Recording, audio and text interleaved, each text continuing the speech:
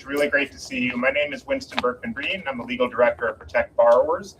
And on behalf of Protect Borrowers and the Century Foundation, I want to welcome and thank you for coming to this event for Affordable NYC Now. We're here today because we all care about New York City and because we have an extraordinary opportunity with the Mamdani administration to adopt and implement policies that help working families and advance economic justice. Quite that simple, right? We've already seen the many ways in which the administration has hit the ground running, whether it's through historic expansion of preschool and childcare opportunities, to worker rights actions by DCWP, to a rapid response shovel brigade. You can think, on a 90-degree day, like yesterday, hard to remember, but we had a lot of snow. So today we're here to talk about what's next, right? I'm going to be a little bit of an MC, and so I want to just roadmap for you what to expect over the next 2 hours. So first, in a couple of moments, I'm going to hand things over to Julie Morgan, president of the Century Foundation and our host for today, who will share more about the new initiative launched by Protect Borrowers and Century Foundation, Affordable New York City Now, Affordable NYC Now. Second, we're going to hear from and are honored to be joined by Julie Su, the first ever deputy mayor for economic justice in New York City, in a fireside chat conversation with Lorelei Salas, former commissioner of Department of Consumer and Worker Protection in New York, and current fellow with Protect Borrowers and Century Foundation. And third, we're going to have a panel discussion about proposals from a diverse set of policy experts and practitioners that have been developed over the past few weeks about meaningful actions that the Mamdani administration can adopt and implement today to improve New Yorkers' lives. You should have all received an advance copy of those proposals last night and this morning in advance of today, and we'll be rolling them out over the next few weeks, but the discussion should be great. After the panel, I hope you can stick around for a reception where we can keep the conversation going and talk about our shared vision for New York City. So before I hand things over to Julie Morgan, I wanted to make a few acknowledgments. First, if you haven't figured it out, the bathrooms are just hard right past the elevator. If you need to sneak out, feel free to do that. But I want to thank the whole Century Foundation team for hosting us today and for really doing all the work that made the space you can see so welcoming and beautiful and the logistics work so seamlessly. I also want to thank my colleagues from Protect Borrowers, especially our comms director, Jackie, who's floating around, and her colleague, Brandon, who did a lot of the design and layout work for the policy proposals that you've received. I want to thank the over 30 authors who developed phenomenal policy proposals that we'll be discussing very soon and did so in an extremely short period of time. Thank you for bearing with us during that process. And finally, I want to thank Lorelei, who we'll be hearing from soon, whose vision and guidance really helped with the development of Affordable NYC Now, and whose partnership made this happen. So without further delay, please join me in welcoming Century Foundation President Julie Morgan.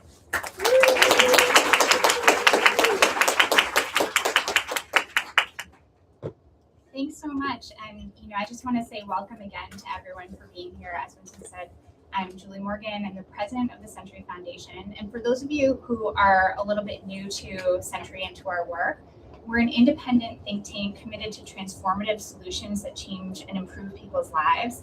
And we've called New York City home for more than 100 years. But in the past many decades, it's gotten harder and harder for people to call New York City home, particularly for average working Americans. And, as we watch the leaders of the largest corporations in America line up to oppose efforts in New York City to level the playing field for working people, all while they're also lining up for handouts from an increasingly corrupt federal government, I find myself reflecting on just how far our country has strayed and how urgently we need change. I don't really need to tell anyone in this room the problem that we're here to solve today. The cost of living crisis in New York City has gotten all too acute for so many people. And we know too that those burdens are not evenly distributed. They're deeply influenced by longstanding patterns of discrimination, exclusion, and unequal access that leave Black and Latino New Yorkers bearing the brunt of the affordability crisis. But one thing that often flies under the radar is the fact that when families can't afford the basics, they often turn to debt. And debt is like this kind of invisible, insidious cushion that keeps policymakers from having to face up to their failures while putting average families further and further underwater. So for the past year, our friends at Protect Borrowers and the Century Foundation have been using credit panel data to make sure our leaders across the country have to face up to the broken policies that created so much debt for families. And this morning, we released our first batch of data on New York City in particular, tracking debt across every zip code in the city over the last 7 years. The numbers really speak for themselves, and they're in the packets you're provided. And they're not pretty. You know, in many of the outer borough neighborhoods, the average credit card payments increased by more than 50% since 2018. So people went from owing about $275 a month before the pandemic to owing $400 a month and even $500 a month today. So that's really what we're up against. And the question is, what can we do about it? And that's what brings us together today. With good partners, both inside and outside of government, we can work together to make sure that we're using every single lever that we have to make change that improves people's lives for the better. And in terms of good partners, I really couldn't ask for anyone better than the team from Protect Borrowers. Mike Pierce, who's way back in the corner, is the head of Protect Borrowers and a longtime co-conspirator on making government work for people. And Century Foundation visiting fellow Lorelei Salas and Winston Berkman, the legal director at Protect Borrowers, are really, I think, the perfect examples of the kind of people that we need in this kind of fight. Really tireless advocates who will roll up their sleeves and do whatever is necessary, including pulling together an amazing series of papers and a fantastic event on an incredibly short time frame, because that's what we need to make change for people. So with Protect Borrowers, the Century Foundation is launching Affordable NYC Now, a new project to advance real implementation-ready solutions to lower costs, hold corporations accountable, and make city government work better for working families. We'll continue partnering with many other national and local organizations, including many in this room, to advocate for change. And in terms of partners in government, who could ask for anyone better than Julie Su? Deputy Mayor Julie Su really needs no introduction, but she's going to get one anyway, because I want to brag about her for a little bit. So Julie served as the Secretary of Labor under President Biden, where she was one of the most effective and fearless leaders and advocates for working people in the history of that department. When Julie left the administration, she came to the Century Foundation as a senior fellow, and I'll tell you, having Julie on our team and in our meetings, really shaping our work on labor and worker power was such a privilege. And she really made our work better and our ideas sharper. And then when Mayor Mamdani asked her to come be New York City's first ever deputy mayor for economic justice, we lost a brilliant, one-of-a-kind colleague, but New York City gained exactly what it needs to move economic justice forward. So I really can't think of anyone better to lead this program for New York and push this agenda forward. With that, please welcome Deputy Mayor Julie Su in conversation with Lorelei Salas. Thank you.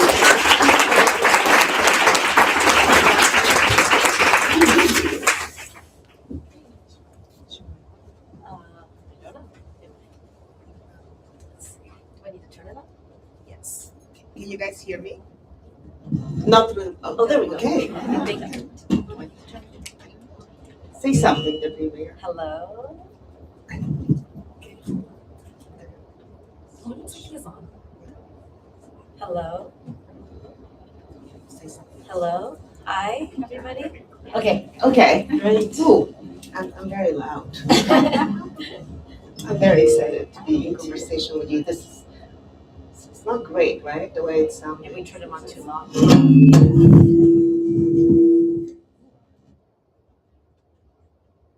Okay.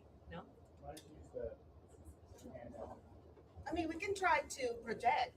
Yes? No, I think it'd be better. Okay. Oh. Okay, ready. So welcome.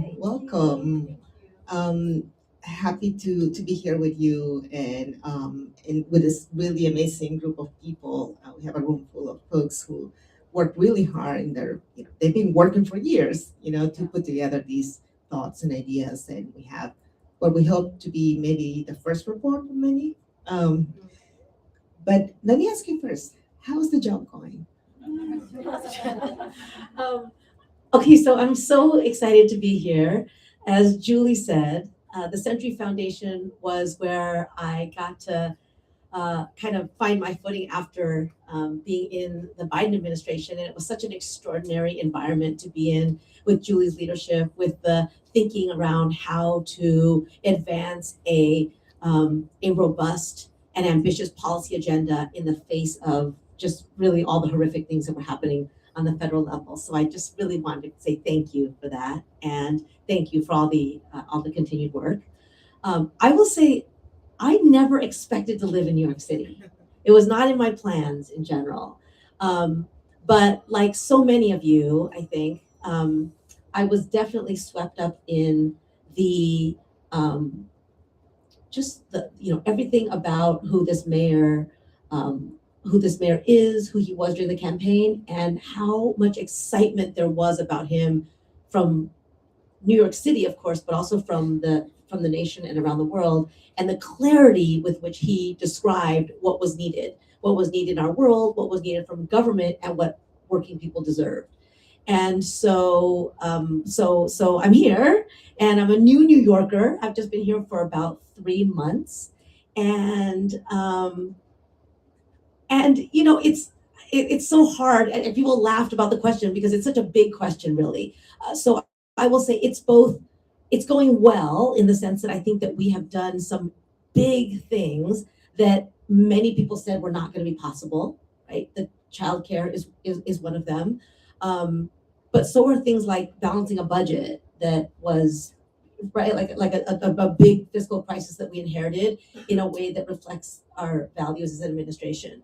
And just you heard him say this on Inauguration Day, but I just want to say that he lives it every single day, which is that there's this tendency, and those of us who've been in government know this, to once you get in, to try to moderate expectations, to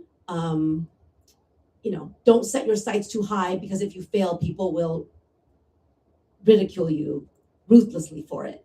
And he promised that he was not planning to do that, that the greatest things that government ever intends to do often do not happen, because once people come into power, they moderate their ambitions and their expectations. So it's amazing to be in administration where that has not happened, and it is not happening.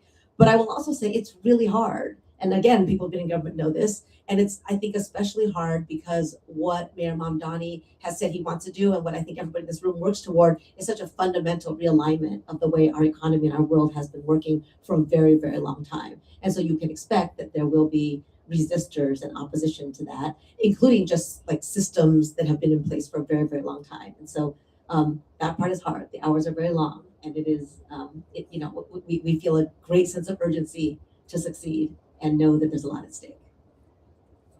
Well, I hope you feel welcome by New York. So let me ask you, you led the U.S. Department of Labor, but before that, you led the California State Department of Labor. What insights do you bring from your work leading those two huge agencies to the work you're doing now as deputy mayor? How do you see that translating into helping you move further the agenda for economic justice? So I will say, I think that it's obviously been very helpful in this position to have been inside government at the highest levels of the largest state in the country and at the highest levels of the federal government. I think what you learn from being inside of government, rolling up your sleeves, kind of moving the systems, the policy making side of it, and then the translating policy into reality are all things that I'm very, very familiar with. And so while I'm a new New Yorker, I'm not new to this work. And I think that has been that's certainly been really helpful. I also, though, and this is a lot of the lessons from just the 4 years I was in the Biden administration, feel an incredible sense of urgency about us getting things done. I think, right, like you always know when you're in these positions that they will not last forever. They're not meant to. But I certainly did, I'll speak for myself, I didn't expect how quickly we would be out of office. And I did not expect how easily the things you spent years doing could be overturned, and just all the impact of that. And so really thinking about how to move quickly and deliver real things, and then try to bake them in so that they cannot be easily overturned, is something that I think about pretty much every single minute of every single day. Yes, I'm glad you said that. Certainly, many of us who've been in the federal government feel the, I guess, recovery time when you see everything that you did that you hope would be there for a long time and it isn't. But like looking at the room here today, there are a lot of folks who are working in legal services organizations, advocacy organizations. How do you see them partnering with your office to help you really make the changes that we want to see in our city as quickly as we can possibly do them? So this is the conversation I'm dying to have with everybody here. But I want to say with great clarity that we need to be in that partnership.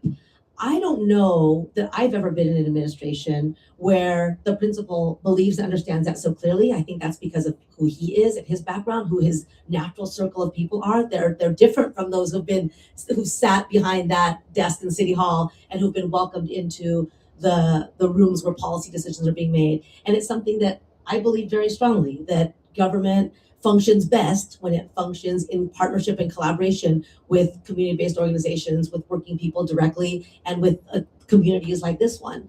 And so one is, I think, what you all are already doing, which is the more concrete that you can be about what the policies that will reverse this horrific world of deep inequality, deep debt for working people, and an economy that has not worked for too long is really important to be as concrete as possible, right? I know you guys have all heard about this and talked about this, but I think if there's ever been a moment where the inside-outside strategy has to be tight and smart and as focused on concrete outcomes as possible, this is that moment.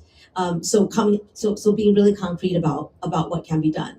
I also think part of that is, again, recognizing that we're not going to be able to do everything in a certain amount of time. So how can we as a community prioritize so that there are things that we can get done? There is occupational hazard in government sometimes where there's so much that you could be doing that you spend all your time dancing around the margins of multiple things instead of actually delivering specific things. And that's another thing that I find so compelling about the mayor's agenda, right? On election night, and maybe some of you were there, but I watched it from my TV back in California, and the way that everybody in the room was able to repeat exactly what his priorities were, and now to sit in rooms where it's very clear that those are the priorities is really extraordinary. So I think trying to make sure that we find ways to focus on delivering certain things so that we can put our limited capacity, frankly, to certain things really is I think one of the things that I would say a big lesson. And I think what's great about the proposals that are included in the report is that for many of them, yes, the mayor can take executive action, but many of those things can be simply implemented by the commissioners. And you guys have put together a really great team. We're all very excited about leadership in the several agencies. So very much looking forward to having conversations with those leaders. Okay, so I want to emphasize that point too, right? I think so much of what happens in government is that people get into positions and then focus on the things they don't have. They focus on I don't have enough budget for this, so I need to get more money, people, and things. Or I don't have the authorities, so I need to focus on a whole legislative agenda about authorities, without actually recognizing how much they do have. And so one of the threads of my work throughout my time in government has been to really look at what powers already exist in government, in agencies, in the executive branch that have not been fully utilized, and to fully unleash them for the well-being of working people and for the fight for the economy that we want. And so I think you all helping us, that requires knowing what the authorities are, knowing them well, and being creative about how to unleash them. And I think there's people from my team who are here. If you all don't know, I just want to take a moment because these are all extraordinary policy-making people in their own right. So Taylor, okay, I need to put on my glasses because Taylor is my deputy chief of staff who is here. Is Jay in the room? Jay is in the room. Jay Wu, new to our team, but Jay, is Legia in the room too? Okay, so we do have an incredible group of people, many of whom come out of organizations that have been dreaming of policy and writing about policy, and now in a position to actually implement it. So I think that also makes for a certain kind of partnership that I hope is exciting for all of you, and it's very exciting for all of us. Lygia is not here today, but she's already expressed a lot of excitement about the ideas to Winston and to myself. Good. So, Amazing. Can you share 3 things that you hope to accomplish this year? Or 2. Gosh. Okay, so because this is a very smart policy room, I feel like I should be really, really concrete. So I'm just going to name a few really, really concrete things, and then maybe take a step back about kind of the framework.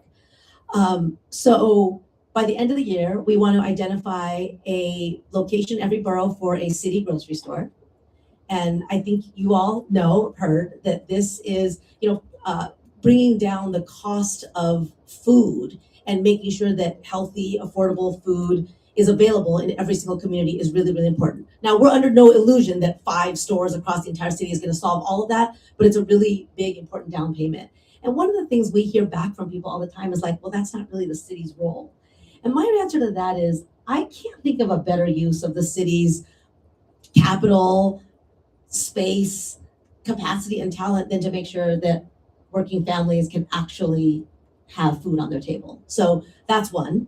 A second thing would be, we talk a lot about childcare and about the expansion to 2K. And I am hopeful that by the end of this year, we'll be talking not just about the expansion of the care, but the quality of those jobs. I know something that the Century Foundation, Julie's leadership, has been really focused on, and that's because affordability is about both the cost of things like groceries and also how much people make and how good their jobs are, and really focusing on in everywhere we turn on good jobs is a really important part of that. I think another way I'll put that is, one thing I hear oftentimes is, we can't afford it when you start talking about workers' wages and job quality. Whereas the entire conversation up until then was still about where the government would prioritize its resources and how much and what would be subsidized. Why do those subsidies and that idea of what government should invest in always end at the doorstep of workers' homes? So talking about workers' lives. And another thing, which I think it fits into some of the work that's being done here, is you may have seen in the budget that one of the things that we are creating is an office to focus on small businesses as renters. So, there's been a lot of focus on freezing the rent and on individual and family renters, but small businesses are also renters, and commercial lease abuse is very, very harmful. So I think that's 3. There's a whole bunch of other things that we're looking at doing, including taking the tools of EDC, the Economic Development Corporation, and really looking at it beyond its deal-making ability into how can it help to increase access to capital, to decrease debt, and to do that in a very on-the-ground way with partners in the city who've been working on this kind of thing for a long time, but has not had the city as a partner. And then you talked about, you said a little bit about, Julie said a little bit about our enforcement work, right? We will continue to really prioritize enforcement and to try to be clear that so often enforcement is painted as in contrast to what's good for business. And we're saying that, enforcement that's good for working people also creates the kind of playing field and the kind of predictability that's important, but also that a lot of enforcement when it comes to corporations that abuse workers are also abusing consumers. And so, and small businesses that now rely on these, like larger businesses and platforms. So trying to make that connection as well. There's so much I'd like to follow up on, but I'm not going to. It's too much. No, it's great to hear.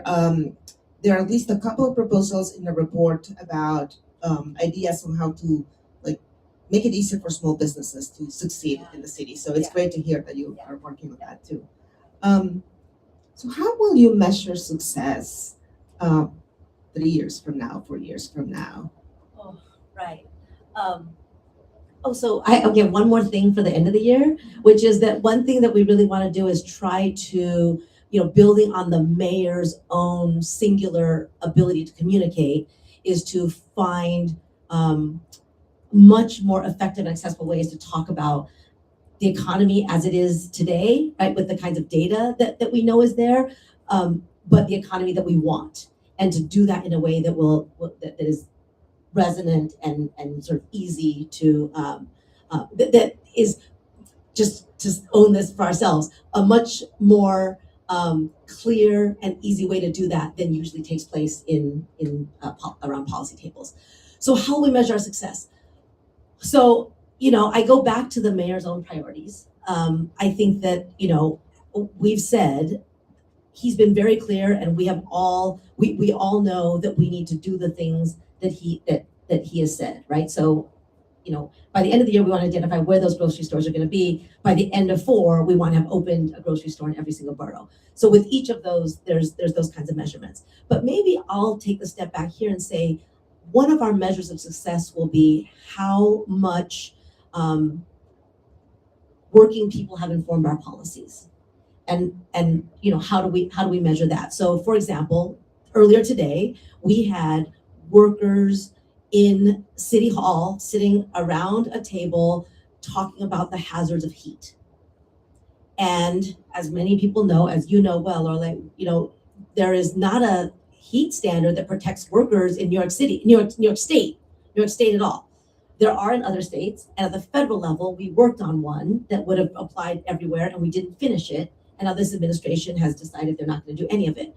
So we're trying to figure out what can the city do within our powers, exercising them fully, to make sure that no worker gets sick, ends up in the ER, or dies because of something as simple as needing water, rest, and shade. So how well workers feel like they got to inform our policies is one thing that we're trying to do, and then how much they feel it, right? I think the reason why this administration, beyond everything that's happening in New York City and beyond the specific policies, is so important, and why everyone is watching, is that I think this whole question of what is government for, is government worth it, is a question that people are asking themselves all over. And I think by the end of one term, we want there to be a clear answer for at least everybody in New York City that government can do the things that they say they're going to do, that we say we're going to do, and it can make life better. Yeah. Sounds great. So I know that we were struggling with the budget deficit, and it sounds like now we have a solution for that. But in your view, is there a different challenge, a challenge that maybe we don't talk about much, but a challenge that can get in the way of achieving the mayor's priorities? Yes, so many, so many challenges. Gosh, I mean, yes. So I think, the budget, which translates into capacity, is one of those things, right? We came in with really big ambitions and found ourselves in the first few months, because of the budget, having to really do some hard thinking about what we wouldn't do, and even what things we would have to cut. So I think that will remain a challenge. I think another challenge is what I already alluded to, which is just time, right?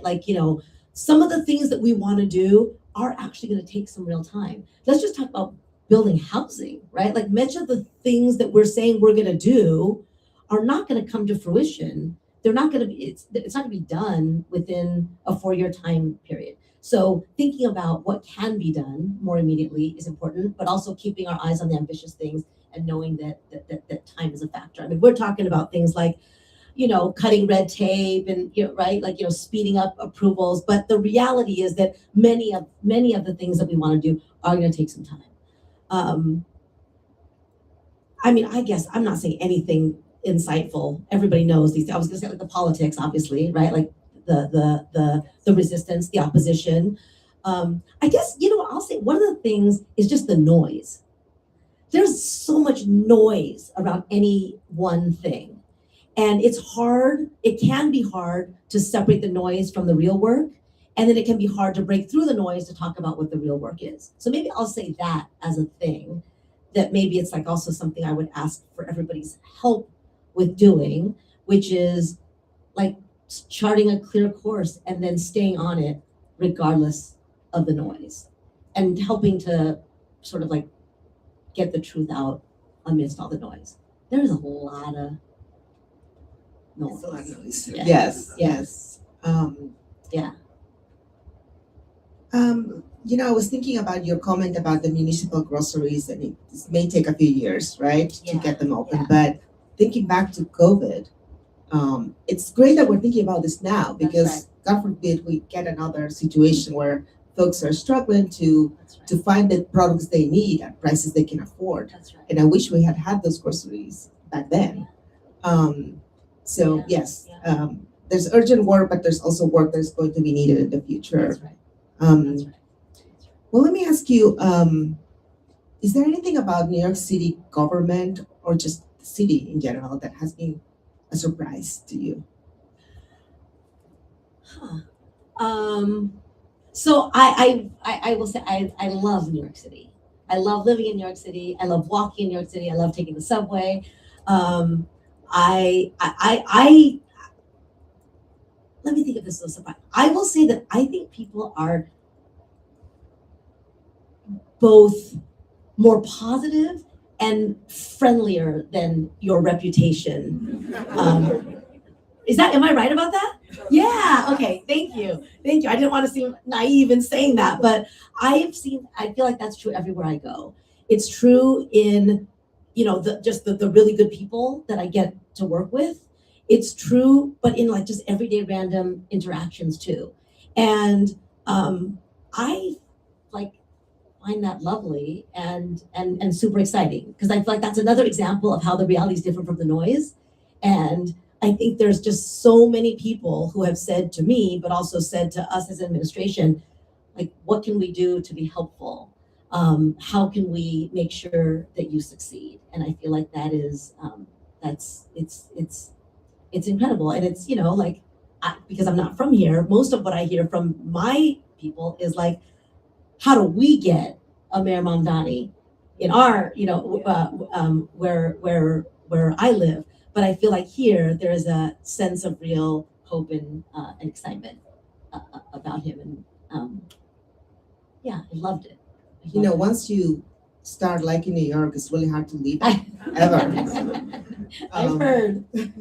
Well, we're running out I'm of sorry. I also have to say one other thing about this, because I just moved here.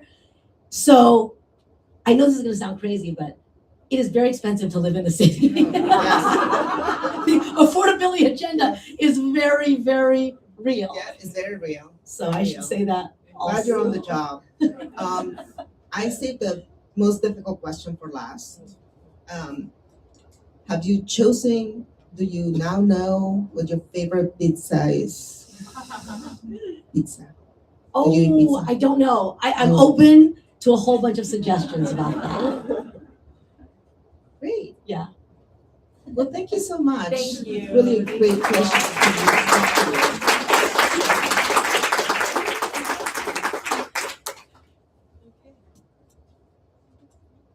gonna have a very short turnover, so stay in your seats. Sure. Thank you. Okay, good. Okay, good. I'm excited for that. No, it's so awesome.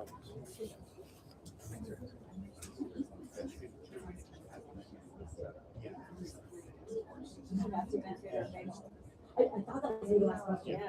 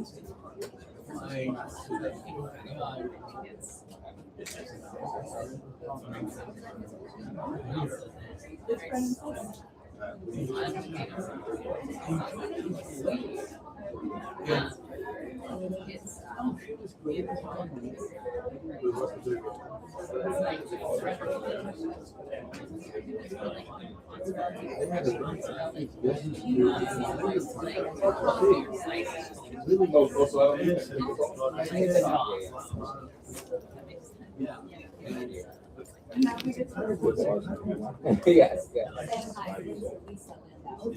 Well, that will be fine. Okay. Oh, grab like sit here. Yeah. Oh, I feel like we met like We have met in some if I had places. conversations with Terry. Yes. It's kind of like that, right? Yes. Yes. I know. I have Winston Berkman. Thank you so much for your I think we can start here. Wherever the DA wants to go, I'm trying to figure out how I can make this angle less bad. You're gonna be to the left now? Yes. Yes. Yes. We're gonna Put you share. to the right of me. Probably. Take some hits. Okay. You need to keep up, we'll make it work. He charges well. Oh, I thought oh, I didn't know I was doing that still. Yeah.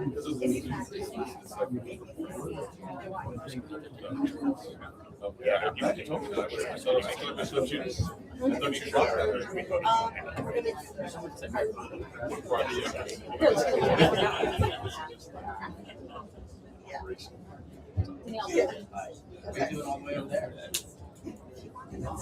I just didn't want that. Because you want this seat.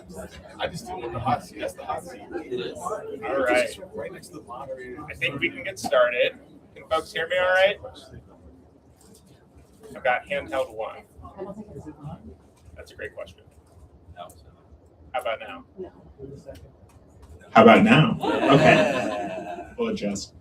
Well, thank you, folks, and thank you, Lorelei and Deputy Mayor, for that chat. I really enjoyed it. I think, obviously, there's a lot of alignment with the work that's already going on in this room and the work that City Hall is doing and some of the proposals that we're going to discuss on this next panel. So it is really my honor to sort of tee up this next panel and introduce our panelists, and I just want to level set. So a few weeks ago, when we first conceived of Affordable NYC Now, we invited folks to share their ideas for what the Mamdani team could accomplish for New York. Our only criteria was that it be something they could do quickly, preferably with existing authority or no budget needs, and that it would make a real difference for New Yorkers.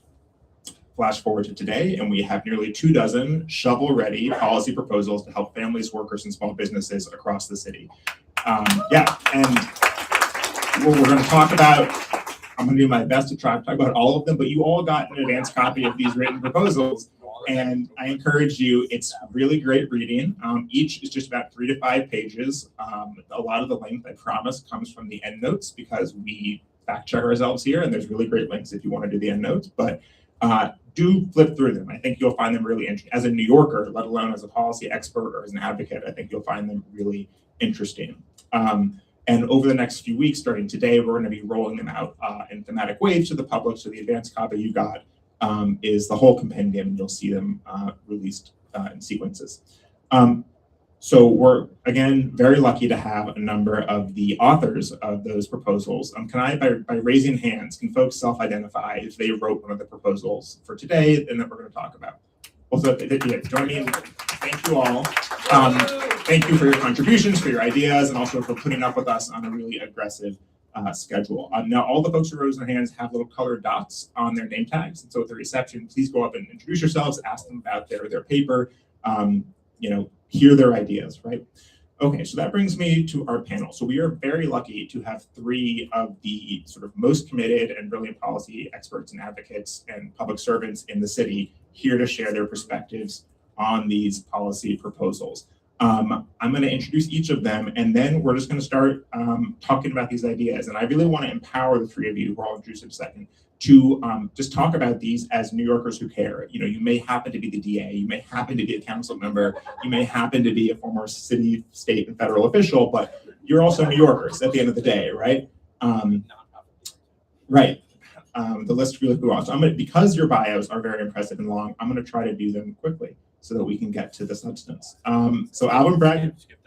Well, I'll do a one-liner. How about that? I have a paragraph, but I'm going to add one-liners for the reasons that I think it's especially important and powerful that we have to focus on. So the DA needs no introduction, but I will say that I didn't know until recently that under his leadership, the office opened its first worker protection unit and its first housing and tenant protection unit, right? Which is, it's amazing to believe that we didn't have that before, but I think it's really relevant to our conversation today. Councilmember Epstein, who represents a lot of the fun neighborhoods, I'll say, is how I put it,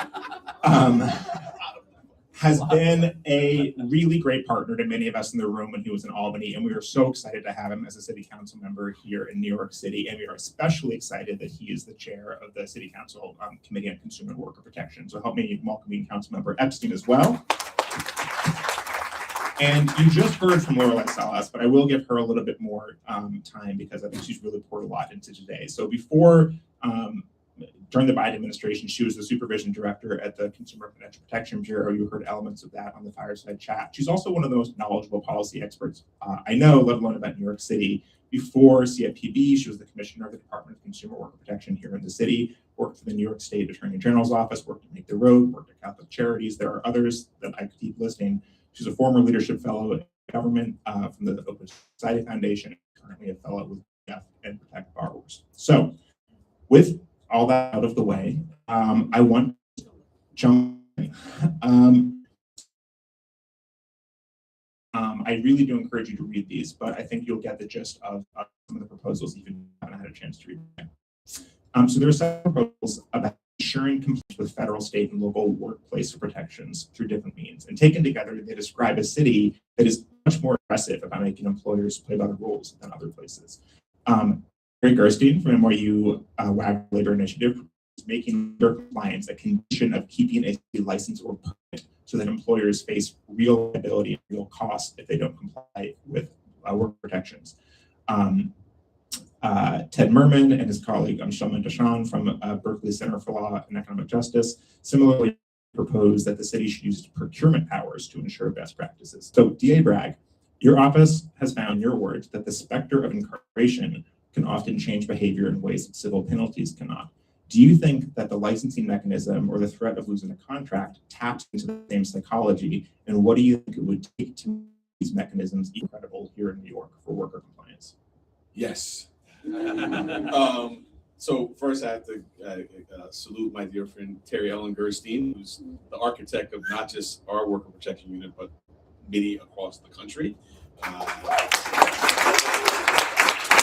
And when we were at the Attorney General's office together, we had joint civil and criminal jurisdiction, and the civil cases were certainly important and impactful. But what we saw is that some employers just priced it in, right? They just took the risk. They said, look, we're going to break the law, and if we get caught, there may be treble damages. We may just have to make someone whole. And I think about that with proposals about the licenses, because in the criminal work, you can't price that in. No one says, I won't pay the workers' wages, and if I go to jail, I go to jail. No one says that, right? We haven't met that person yet. And often, actually, we end up resolving many of our cases because we prioritize getting the wages back. And so it may mean that there's less incarceration, no incarceration to advance it. But the specter of that, to use that word, is a significant motivator. And while sort of that's what I know from my work, it strikes me that this is very analogous. Like, you don't price in going to jail, you also don't price in not being in business, right? If you literally get your license taken away from you, meaning you can't operate, like that strikes me as a very, very similar motivator. And people, particularly in this space, not in all areas of our work, but in this space, it is very, we can get deterrence. And so to me, they're very interesting ideas that really hit people where they really are focused. And I would expect that to then sort of cause people to moderate their conduct. Some people. And Council Member, I'm going to tee up a related question to you, but you should feel free to speak to either of them.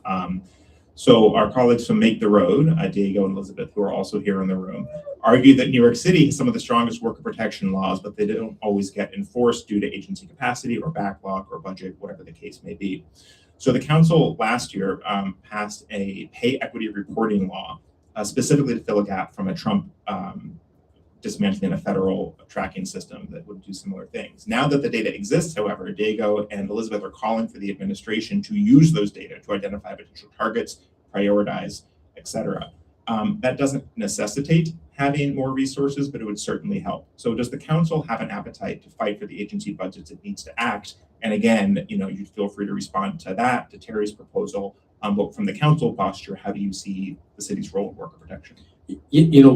I would just say, since we don't have a federal government at all, and there's, in some ways we have a negative federal government, we in New York City have a lot more responsibility today. And from the preliminary budget, which the mayor introduced in February, to the executive budget, which he introduced last week, we saw a sea change. We spent the month from middle of February when he introduced the budget, having hearings, press conference, talking about proposed an 8% cut in the DCWP budget. The budget that we saw last week included hiring another 77 people this year in this year's budget, another 110 in the upcoming year. So we've seen a huge sea change based on the work that all of us did to say this is a priority. Not just the work that legislation we passed in the council, but legislation we're going to pass to talk about how we protect workers better, how we do better reporting and accounting. DCWP, as the former commissioner knows, through the expansion of the agency, will play a vital role in the ability of working class New Yorkers to get a place. But if you work at McDonald's and you're arguing about the shift hours and you go to DCWP and you file a complaint and you don't hear back from someone for 6 months, then it takes them a year to prosecute your case. Are you going to be at McDonald's in a year and a half from now? That's a question that most people are going to say no to. So if we really want restorative justice for people who are getting screwed, and millions of people are, we're going to have to do better. And that's why resources really matter. And whether it's someone who's working all low-wage work or someone who's deactivated as a deliverista or a Lyft driver, those problems happen today. I was talking to, folks at Workers' Justice Project, and they had 200 people today at their door trying to get reactivated without the effort of the private industry and lawyers, right? So lawyers who will be able to do private right of action. And without the support of government, we're never going to get through it. So we need to have both to make this work. So one theme we saw throughout the proposals about lowering costs is that the city can support some form of, whether it's a public option or taking advantage of existing programs, you can offer real meaningful relief. So Brian Shearer from the Vanderbilt Policy Accelerator explained that in New York State, 50 cents of every premium dollar paid to homeowners insurance, only 50 cents are paid out in claims, which means 50% of our premiums stay as profit for the insurance company. So we're paying more, but we're getting less, basically. So he proposes piggybacking on the mayor's recent announcement about a city-backed insurance program for landlords of affordable housing units to do the same for private homeowners to lower their costs. Emma Freer of the American Economic Liberties Project proposes using the existing federal 340B program, which is a drug pricing program that I learned about by reading her report, to offer discounted prescription drugs to uninsured New Yorkers, which could reduce the price of insulin, for example, to 3 cents. 3 cents for insulin. New York City's Health and Hospitals already operates 29 federally qualified health centers that are positioned to adopt this, what's called a penny price pharmacy model. And then our own Lorelei Salas proposed creating a pooled fund. I love this one, a pooled fund. Who's ever paid a deposit as a renter?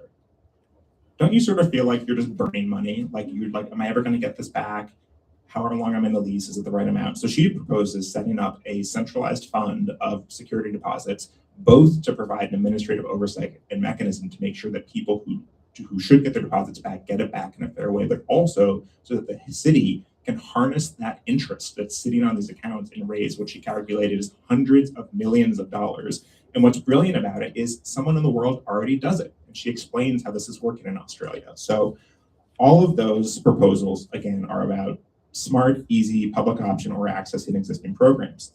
So Councilmember Epstein, back to you for a moment. Some of these public option proposals that I mentioned and others that we didn't mention require either state legislation or state regulatory action. There's a community choice energy proposal that requires Department of Public Service program consent. The security deposit fund would probably require action in Albany. As a council member, what is your role in moving state level proposals like these? And where do you think the Mamdani administration has the most realistic path forward in Albany? And as a former Albany elected official, like, from both your council role now and your experience in Albany, how would you answer that? Yeah, I would tell the former commissioner to talk to some of our friends in Albany. I think that the mayor has a lot of power in Albany right now to get some of his legislative agenda done. Not sure this year we're going to get much done in Albany, with the budget still not done and session ending June 4th. But the idea is that we can, in the city, introduce resolutions to support of state bills, do what we can on the state level to do the legislative authority, make sure that the mayor puts this in his priorities. Every year the mayor has an office and goes to Albany and lobbies for things that he wants, make sure that's high on his priority list. If it's number 28, it's never going to get done. But if it's in top 10, we can see this and talk about this in the affordability threshold. This is about using smart policy to help regular New Yorkers. I can't tell me as a former legal services lawyer, you hear thousands of stories of people never getting their security deposit back, or waiting a year and then fighting and going to small claims court and that system not working. So this system that works in other parts of the world can clearly work here. And then using those dollars to harness through other great projects seems like it's a win-win. We need to make sure that the mayor prioritizes it. We need to make sure that we get to the speaker, we get to the majority leader, we get smart assembly and senators to sponsor it. And maybe this could get done next year, either in the budget or right after. There's a chance to do it this year. I'm just, to be honest with everyone, not optimistic. Just knowing the posturing we are right in with Albany, that's likely to get done now. DA Bragg, you've talked about how ensuring justice for the city's renters and workers is a priority for your second term. So how do you see the rising cost of living in New York City and proposals like these to lower the costs of living in the city as feeding into your policy priorities? And what is the connection between making New York City affordable and making it safe? So, and there's a fair amount of research on this, and it's intuitive. Instability, people don't know, how they're going to pay for rent. If you have other, stressors leading to mental health issues, they're not being paid a fair wage. That's linked to rises in crime, and that's seems intuitive to me. In addition to that, I think pretty straightforward point, we then have a corollary to that, which is if opportunists know that you are stressed about paying your rent or about having your identity taken, they then prey upon that. So we have seen, I call it the sort of sell me a bridge case. We have two separate independent cases we charged late last year with different people who said, hey, I'll show you this place. They had no right to it. They didn't own it. They just somehow figured out how to get in, and they showed it to multiple people and took their first month's rent and their security deposit and ghosted them. That scheme works in part because everyone is so hungry for the housing, right? You can see someone saying, like, if you don't move now, this isn't gonna. Well, that has the ring of truth, right? I better move. I better give you my money, and you spend your. So it is not just the sort of instability breeds, an opportunity for people to commit the housing fraud and worker fraud. And I would say what we're trying to do, in addition to the specific case that we charged those two people who did that, is look at systems, right? Look at systems. We had this fire in Washington Heights that got a lot of attention.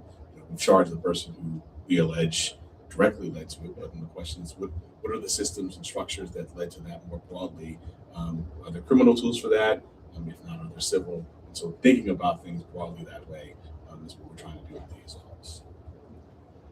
Lorelei, as you know, as you've read all the proposals, several focus on lowering costs for specific populations. So Mackenzie Liu and Shivani Jocelyn from Mobilization for Justice propose a multi-pronged strategy to support affordable homeownership, including raising income eligibility for seniors and disabled homeowners to benefit from property tax relief programs.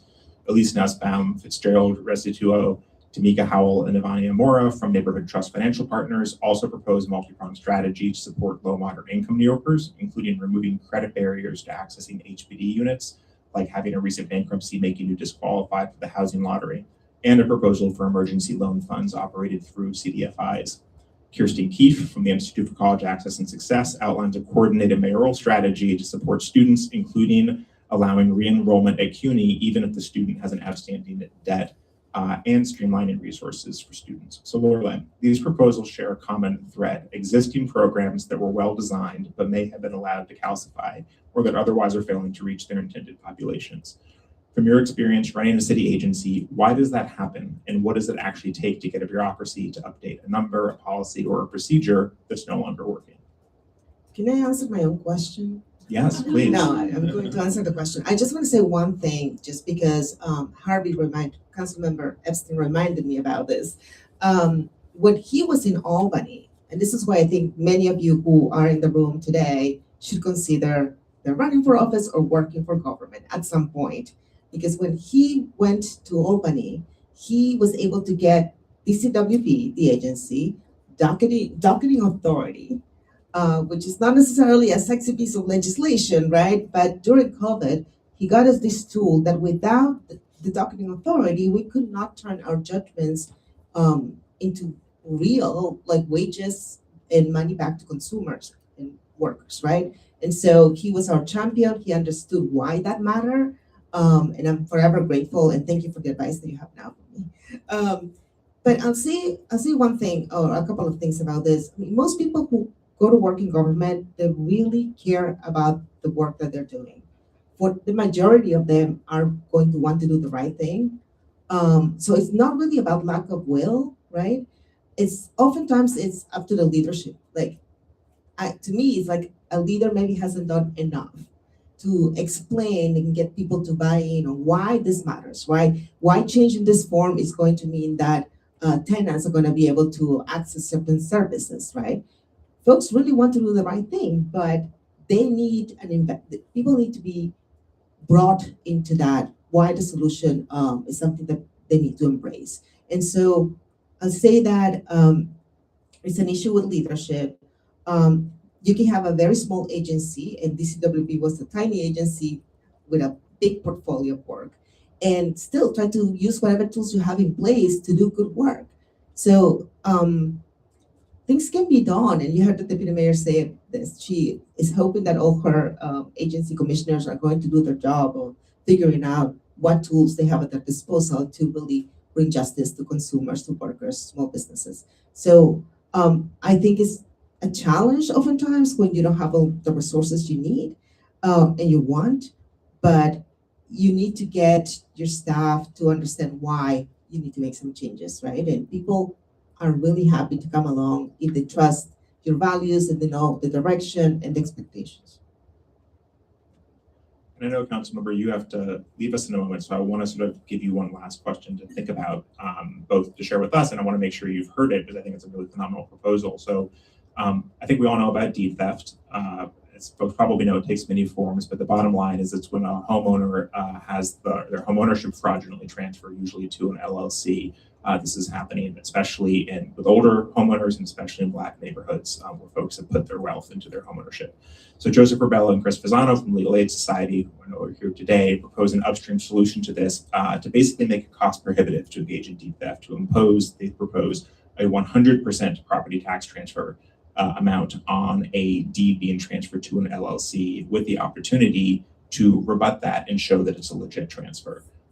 So put the onus on the homeowner to show that they are not in fact stealing someone's property. So you've worked in legal services as a provider, and you've worked as a state and local elected official. So what's your take on this proposal to address deed theft? And what else do you think we need to do to protect vulnerable homeowners in New York? And this is for the council member, and then to the DA, I have a follow-up question. We should all know that we have a crisis of deed theft in our city. We have a crisis of private equity companies and people stealing people's equity in a way that's harmful for their children, their grandchildren, their future. So I think we need to use every tool in our toolbox. And what I love about this is it says you have to rebut a presumption you're not screwing someone over. And that's some ways where government gets in a good place. Instead of saying, hey, this is an arm's length transaction, so we're we're gonna be in the back, and if we find out later that there was some kind of scam going on, we can try to undo it. And that's where government fails people all the time, because government is, call through row one, and then someone will come, and maybe someone will get back to you, but we don't do a good enough job getting there before the crisis happens.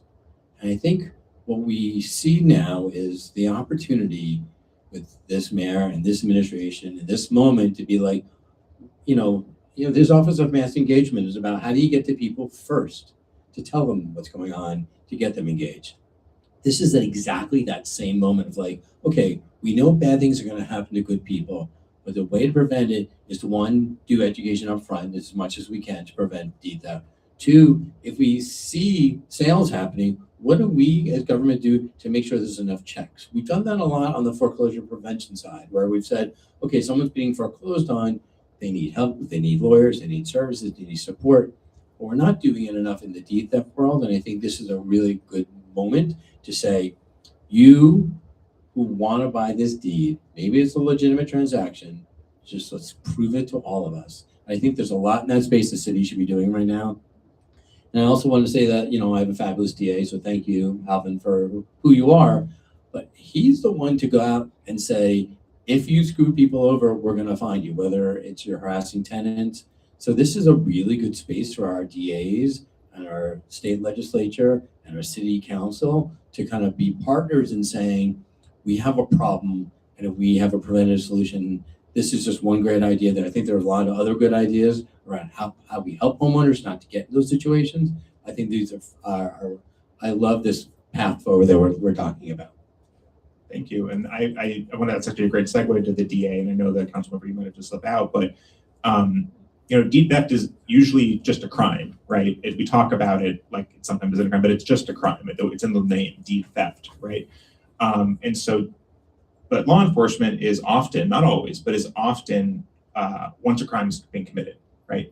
So it's downstream, not upstream. So how does your office work to prevent deed theft in New York? And what do you think about proposals like this? And will they have an effect on your practice about going after deed thieves? And so I would say not only just it's a hard crime in terms of to prove. In the last case I personally tried, it was a federal case. It was called mortgage fraud, but it's the same concept, and it was actually a former prosecutor was the defendant, who was using his attorney escrow fund to do sham mortgages. I mean, literally, the closing just didn't happen, but the entire ecosystem was in there. The closing lawyer, the seller, the owner, the buyer, the type. So we all love to say RICO, but maybe this was a RICO. I don't know. It was not charged as a RICO. Maybe it could have been. It had I won't bore you with the elements of RICO, but it was charged with mortgage fraud, which was sufficiently serious, and there was a conviction, and the person was held accountable. Multiple people held accountable. But I'll also say that yes, it is hard to unwind, and so the what I call sort of being on the front foot in prevention. So we have a community partnership unit that. As in the finest tradition of government, I've asked them to do more with less. I was with them earlier today. In fact, they're like in a gun buyback planning session right now that I just left. So they are out in all spaces, whether it's hate crime, whether it's sexual assault, what's trying to do education, prevention, let folks know that we're here. And this is no different. I mean, there are there's really predatory conduct which should be prosecuted, but there's also some of it is right on its face. I mean, so I live in Central Harlem, which we charged a deed theft case in Central Harlem. So the housing stock where you have sort of owners who bought the property years ago and are sitting on value, and I've seen people. In fact, I'll just tell the vignettes it's in my brain. My mother, when she was alive, had Alzheimer's. And one of the scariest son moments was her calling me, there's someone in the house that wants to buy the house. She has Alzheimer's, she's in her 70s, and there's someone literally walking down the street, ringing bells, saying, I'll buy your house for you. And so, that is something that prevention, education, good neighbors. I mean, the first thing I did is I told the neighbors to the left and right, I said, look, if anyone goes in the house, it's not me, tackle them. right? That might be a separate one. So but let me call me. I first say call me. But so I think there are things that we can do as neighbors. You said this sort of approach this not just as electeds, but as neighbors, as communities, our sort of houses of faith, our CBOs, to just raise awareness. Because while it is ultimately can be very complex, it can start literally just with like a stranger and a knock on the door. And so I would sort of call all of us to sort of be that kind of fabric and work together. Yeah, and I think, again, in addition to the DA's office, legal services has been on the front lines of this for years and years and years. And two legal services attorneys sort of authored this proposal. So I've encouraged folks at the reception to, look out for those colored dots. This one, again, was by Joseph Rubella and Chris Fasano. Lorelei, our residents should expect the best from their government. And I think people are really feeling that with this administration. But sometimes the city's own conduct can exacerbate problems for New Yorkers, or the city has untapped opportunities that it's not extending to its residents. So there are three proposals that aim to fix that. The folks from the Fordham Center, the Farrick Center for Social Justice at Fordham Law and Campbell Legal Services, and both Dora and Divya, I think, are here, proposed reforms to the way the NYPD handles identity theft reports, without which victims cannot start to untangle financial transactions that were fraudulently done in their name.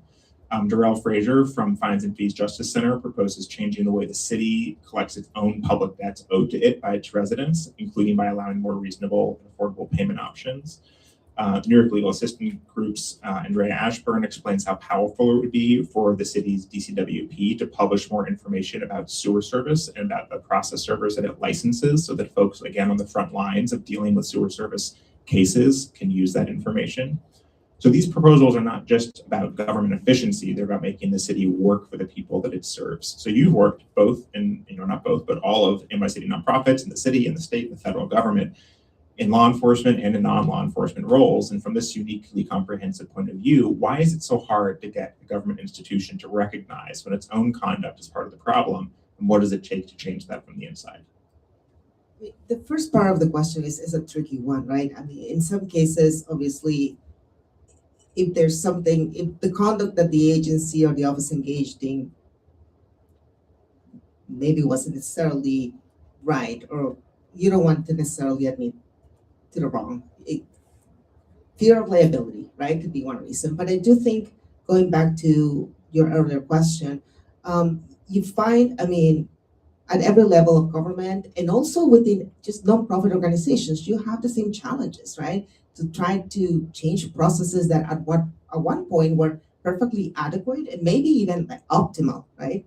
But then with time, the needs have changed and maybe the audience is different and you have to adapt and you have to make changes. And just one thing that I think to me was a perfect example of something that as someone who was leading an agency didn't necessarily recognize the challenges that people had to implement the changes. So I remember at the CFPB asking my team, well, we're going to stop just reading all these papers that the companies are putting in front of us. We want to look at consumer files and listen to the calls and do all of this work to make sure that we're hearing about the problems consumers are facing. And then I went in the field to just shadow the examiners and to see how the work is being done. It was so hard to review files when you had one monitor and just one laptop, and you had to look at the loan documents and then switch to the spreadsheet. It was very complicated. It took me hours to finish a few files. So now I know, as a leader, I'm asking them to do something almost impossible, right? So you need to figure out how to give your folks the tools to actually implement the changes you want them to make, because they may want to do that, but it's really impossible to do. So I think leadership sometimes tends to be a little bit distant from the work that is happening on the ground, and sending an email with instructions about a changing policy is not going to get you that far, right? Some people will immediately take it on and follow through, but most people need to understand and need you to understand as a leader what the problems are with actually, making the changes that you want. DA Bragg, a similar question for you. I mean, you are, in real time, changing direction of a big ship in your office as the DA, and you've been in other big bureaucracies before, and whether it's they were not working properly or whether there's just a new direction is appropriate, that's a challenge. But specifically, I want to get your input on, we have these, we've mentioned now this whole panel is about these proposals of things that are actionable, shovel ready, et cetera, vetted by people who've looked at the regulations, authorities really think this is a good idea. How do big bureaucracies who are maybe used to doing things one way, how do they start to hear from their stakeholders? And what's the best way to get your rank and file folks, not just your senior team who you brought on because you know them or trust them, to be open to external stakeholders who have ideas that are really good, but maybe you already said we're asking our folks to do more with less. We are asking that of them, right? So how do we make sure that we can balance the needs of administering a big office with also bringing in new ideas and doing more? So I agree 100% that the leadership matters. I think what you said is interesting though, because I did just live this. You come in with some senior leaders, and then how do you incentivize an agency that may have 1,000 people? And I do think one of the most challenging parts is to go from concept to proof of concept. It is really hard to persuade someone just of an idea, and so I think that getting started is hard. But if you have metrics and you measure and you can show efficacy, I think that people really do adjust. We have this sort of notion of these big bureaucracies, but really what's happened is folks have seen a lot of new ideas, and sometimes an idea is raised and they're not given enough resources to do it. And then someone else comes along a couple years later and there's a new idea and it's not data tested, right? It sounds good, but everyone who works in the agency knows, well, it's like not realistic. And so I don't think it's that people don't want to do their jobs, or that all of us are a little bit scared of change. So they think that's natural. But I think it's being very clear, supporting what you're going to do, like the internal resources, and then tracking it, and be willing to say, that didn't actually work the way I thought it was. It didn't work the way it worked on paper. And listening, I've had ideas where people have been, in both where I am now and at the Attorney General's office, say like, I see where you want to go. We could do it that way, but if we just like turn the dial a little bit, and do it this way with these 3 tweaks, I think it will work. You need folks who will tell you that, but then you have to listen when they do, right? You say, okay, that's not 100% what I wanted, but it's like 85%, and if 85% can actually get done, that's better than like a great idea that is not going to get done. So I think, and I've done frankly a lot of learning in this current role of like listening to folks, iterating, and then tracking and showing. If you show people that the idea works, I found that that's very, very persuasive. But the issue is there's a gap in time, right? You can't show ex ante, right? Like you can't show on day one. You need to sort of get by and bring people along. But then if you track and then show at the end, I think it really shows them for the next project that comes up. Like, oh, well, okay, yeah, let's go along for this ride. Can I add something? Please. Just because it was also part of many of the proposals that people were saying, let's just pilot this change, right? Let's pilot it and see how it goes, and then we can build up from that. And I found that to be very, very persuasive for people when I said, we're not going to change everything right now. We're just going to do this. And when things work out so much better, it's really hard to say no to that, right? So like, how are you going to, well, no, let's go back to that ineffective process we had before. This one is, better. So sometimes starting piloting things and showing, keeping track of the data and showing your staff like you're doing much better work in this way, in this new way, can be very persuasive. And a pilot's less scary, right? It's like, not we're changing your whole job. It's like, like 10% what you're going to do, we're going to shift. And then people say, I'll put my toe in the water. You know what that makes me think of, and also I thought this when you were talking with Deputy Mayor Sue and about the grocery stores, and is that a huge, crazy idea, or is that a good idea? Is that exactly what government should do?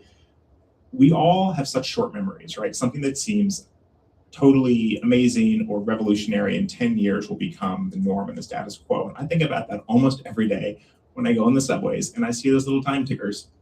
Those were not there like 7 years ago. 7 years ago, you just went down there and prayed, and that's what you did. And that's just what it was. Now I feel like if you're just moving to the city I think you would be flabbergasted to know that you didn't know when the train was, or if it was coming, and you didn't have an app on your phone to tell you the same. And I think we take that for granted now. And I think maybe in 10 years, we'll take for granted that there's not city subsidized or city offered groceries, or that there's, a pilot was once a pilot, not the norm, whatever the case may be. Remember the token?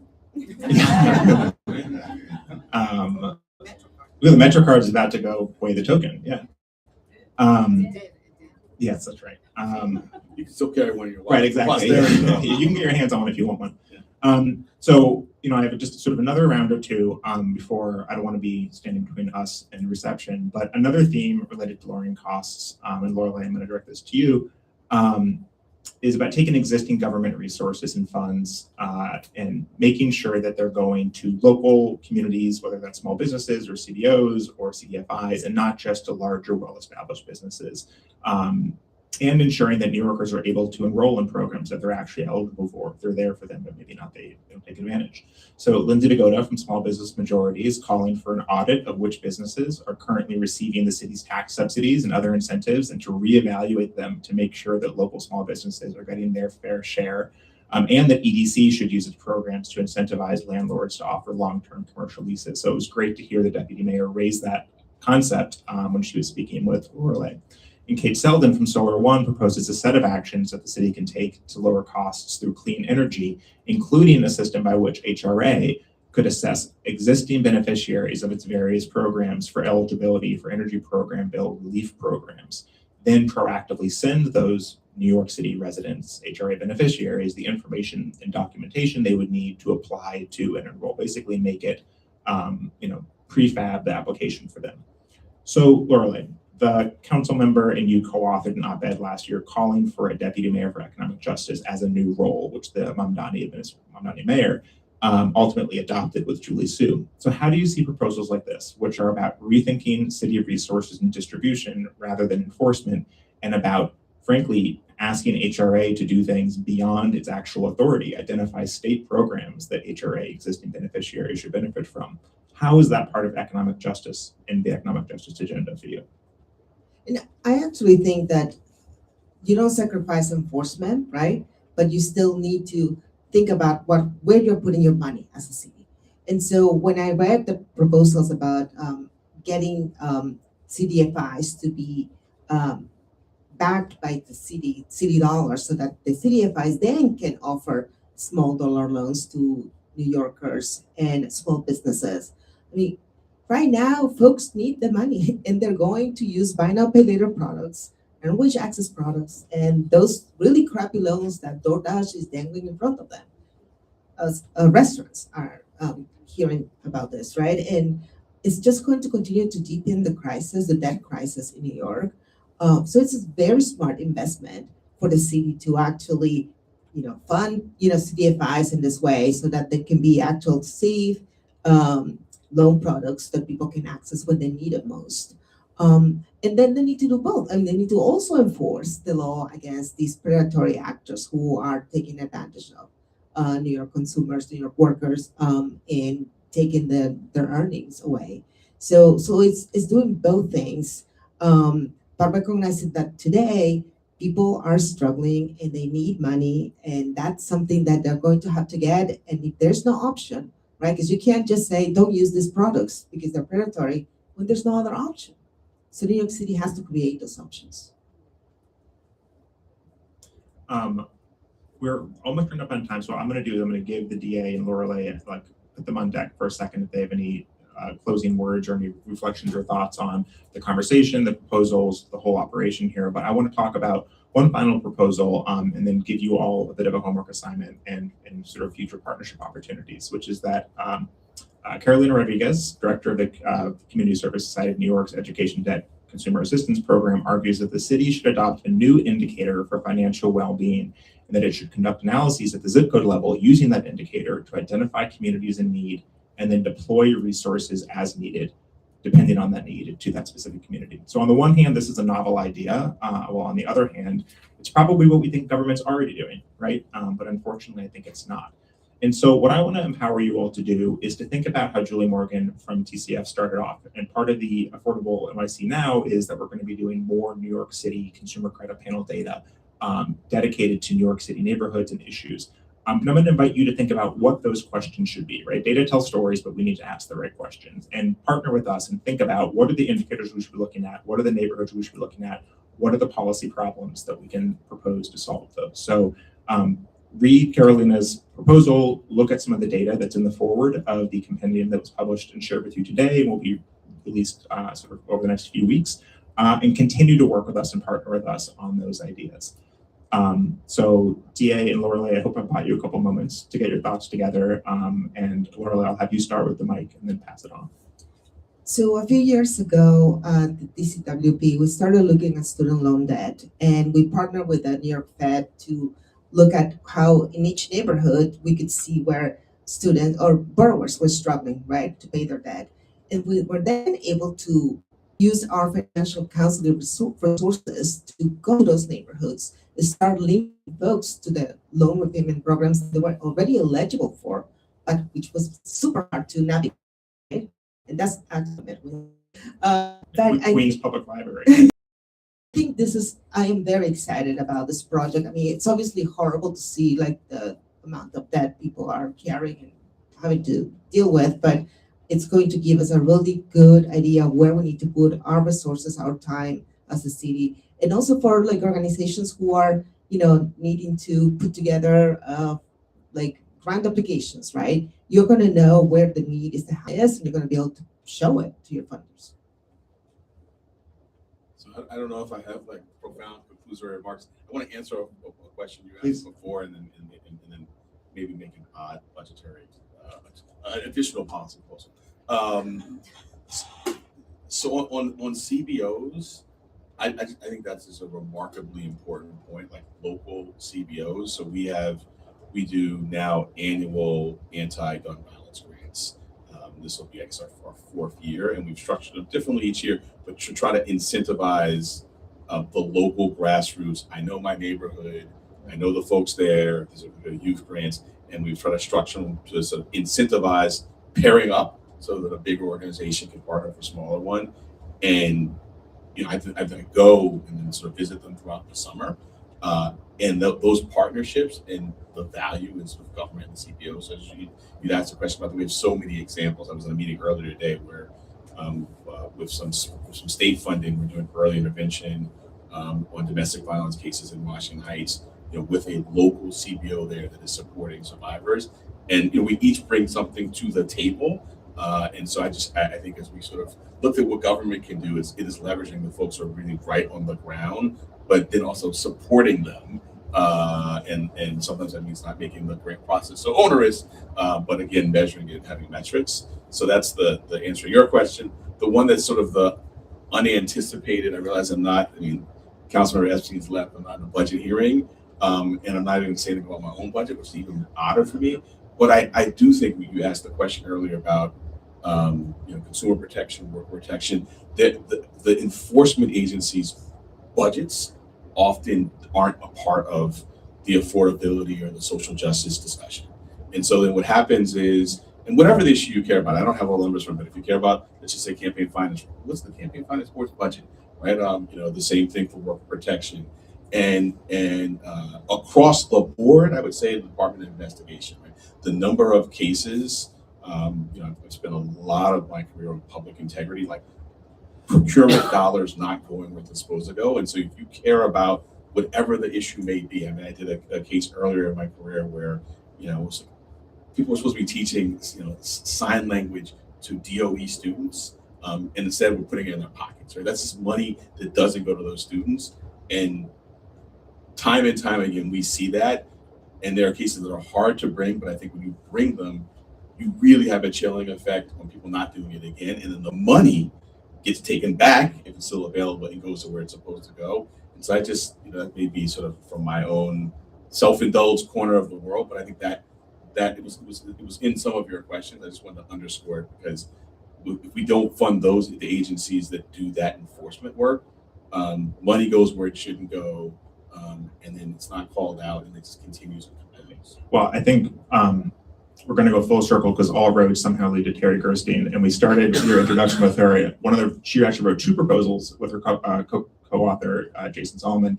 One that we didn't mention yet, but is totally on point with this, is that the city enforcement agencies should be engaging outside counsel on contingency. And that is a budget neutral way to leverage public enforcement, and we're not paying them contingency, as in if you are successful, you can get a cut. And it is budget neutral in that, yes, we're giving away a cut, but we wouldn't have brought that action without them, right? And so I think that, we can arc back to the earlier point, and you gave me an opportunity to talk about another paper, so thank you. We could be here all night. Well, thank you so much. And please join me in thanking our panelists for their comments. So I'm going to hand things over to the Protect Bars Executive Director, Mike Pierce, to close us out and invite you all to the reception. So here you go, Mike. Thank you so much. Hi, everybody. I know I am standing in between all of you at a bar, so I'm going to try to keep this very short. I just want to say thanks to our amazing hosts at the Century Foundation, to Julie in particular, but also the whole Century Foundation team. From soup to nuts, this would never have happened without them. The snacks we're about to enjoy, the cameras in the room, the seats, the chairs, the host, all of it. So thank you for being our partners in this, and for bringing an out-of-town organization to the table here to help us try to make life better for New Yorkers. I also wanted to thank, obviously, Winston and Lorelei for their vision here. This has just been an incredible afternoon, and also an incredible volume of ideas and actions and plans from this amazing set of authors that are in the room. And I wanted to thank, I guess in their absence, Deputy Mayor Sue and Councilmember Epstein and DA Bragg for joining us today.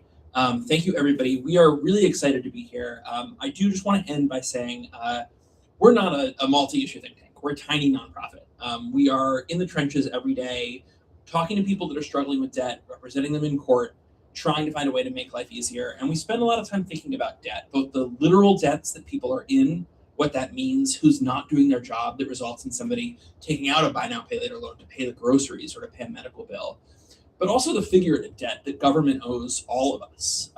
Government is us. And I think it's so exciting to be here to have this conversation, to try to bring that second kind of debt to the table here, and to talk more about what it means for the government to use public power to make life better. And that's what I find so inspiring about this mayor. That's what I find so inspiring about this conversation today.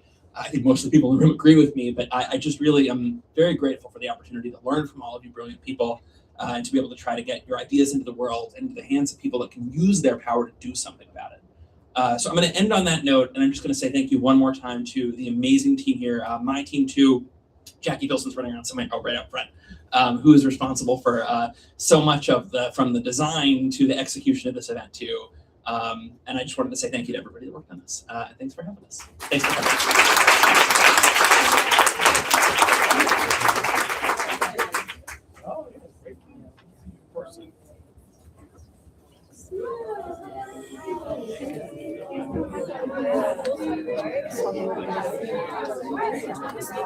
Quite a performance.